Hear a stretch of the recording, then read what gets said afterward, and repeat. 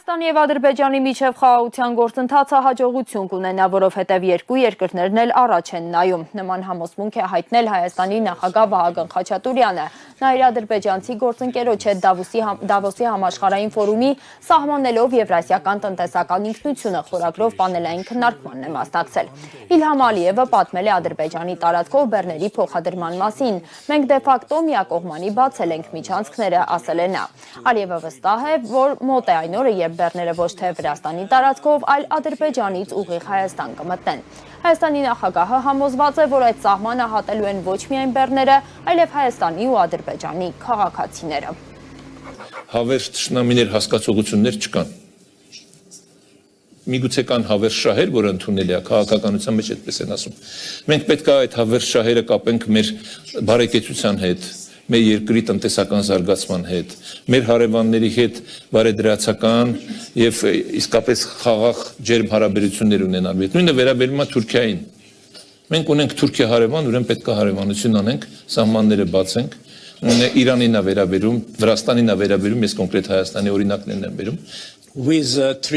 Թրիփով և Միացյալ Նահանգների վերահսկողությամբ հաղորդակցության պրոյեկտով մենք նոր տրանսպորտային միջանցք ենք ստեղծում Կենտրոնական Ասիայից Կասպից ծովով, Ադրբեջանով, Հայաստանով, Նախիջևանով, Թուրքիայով դեպի Եվրոպա։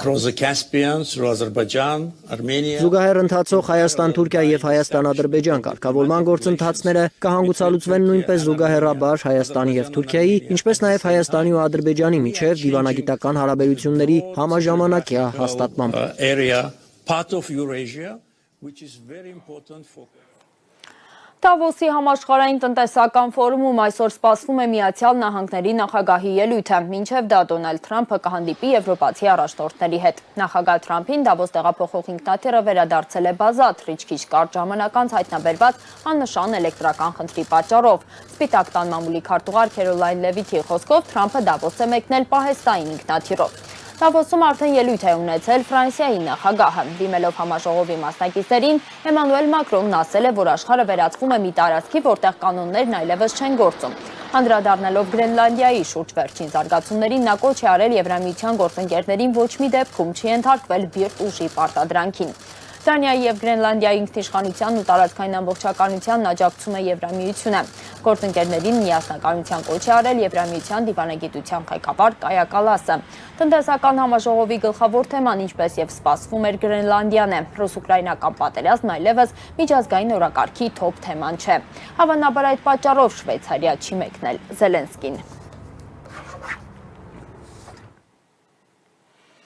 Ուկրաինայում տեղի ունեցած իրադարձությունները չեն դարձել ֆորումի գլխավոր թեման, քանի որ Եվրամիության առաջնորդները, որոնք պատրաստվում են հանդիպումներ ունենալ Թրամփի հետ, քննարկումների կիզակետը տեղափոխել են Գրենլանդիայի շուրջ ստեղծված իրավիճակի վրա։ Այս մասին իր տելեգրամում գրել է Ռուսաստանի նախագահի հատուկ ներկայացուցիչ Կիրիլ Դմիտրիևը։ Նա նաև ասել է, որ Դավոսում հանդիպումները կառուցողական են եւ ավելի ու ավելի շատ մարդիկ են ընդունում Ռուսաստանի դիրքորոշման ճշմարտացիությունը։